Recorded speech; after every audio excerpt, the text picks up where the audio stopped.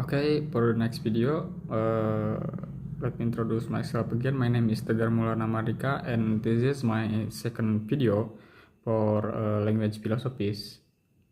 So here I want to explain about language and behavior in language philosophy.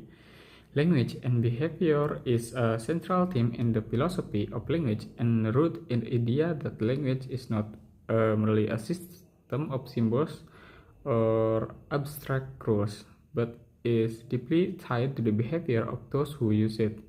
This concept emphasizes that language is an action, not just a presentation. Here are a theory of speak act.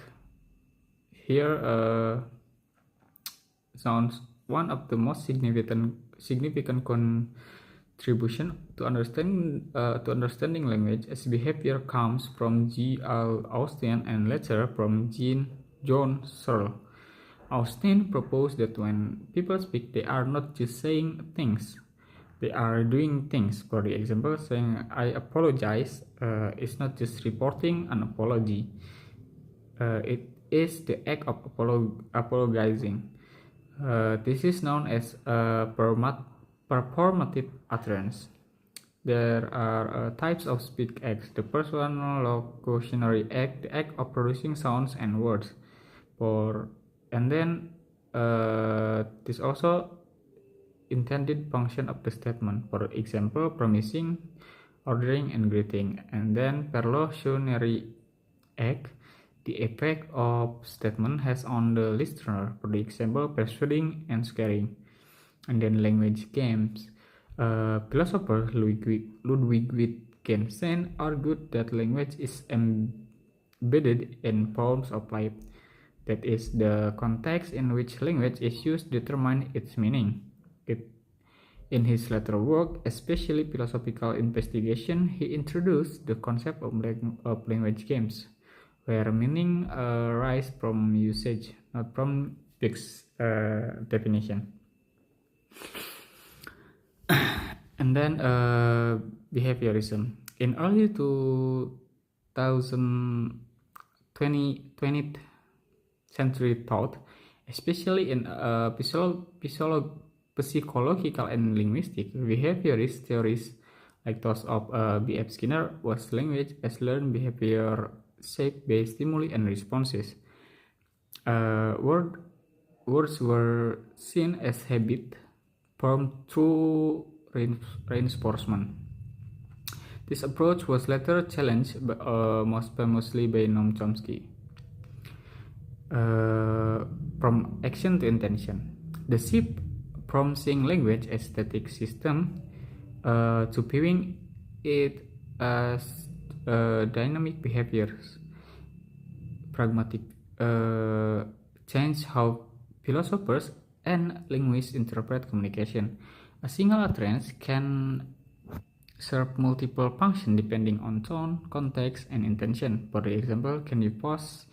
The book is usually interpreted as request, not question about capability, challenging behaviorism. While behaviorism focuses on observable behavior and reinforcement, it was heavily criticized for ignoring mental states like intention, desire, or belief. Chomsky argued that behaviorism could not explain the creativity and flexibility of language use.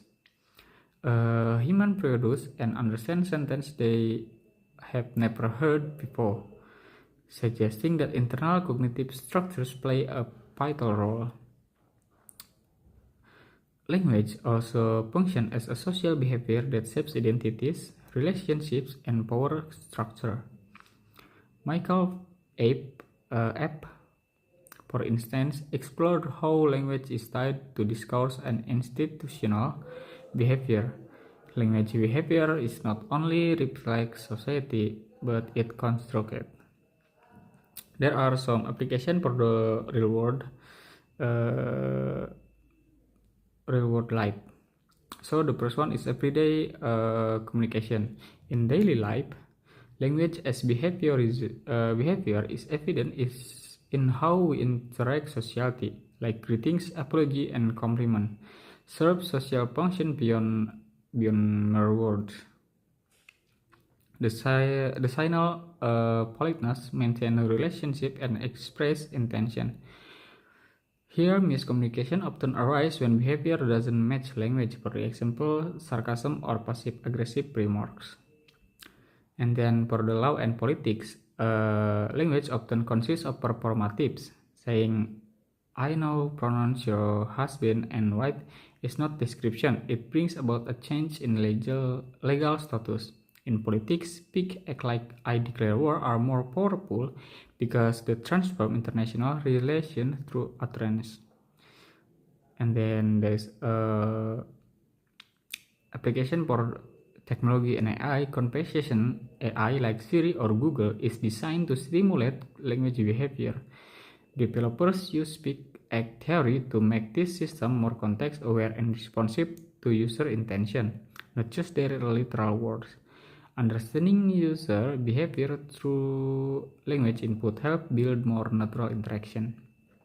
For the education, teachers use directive language like comments, encourage, and criticism as a form of behavioral guidance. For the example, saying, let's try this another way, is a subtle way to redirect behavior without direct correction. Classroom discourse analysis uses language behavior to understand teacher student dynamics, participation, and engagement. There are some real-world applications to therapy and counseling. In therapy, language reflects emotion behavior. Therapists pay attention not just to what it said, but how it said, tone, hesitation, repetition, which can indicate deeper emotional or physical states. Techniques like cognitive behavior therapy often involve analyzing and reshaping how clients talk to themselves as a means of behavior change. In language inseparable action, if all language is behavior, then perhaps communication cannot be divorced from its social and physical context.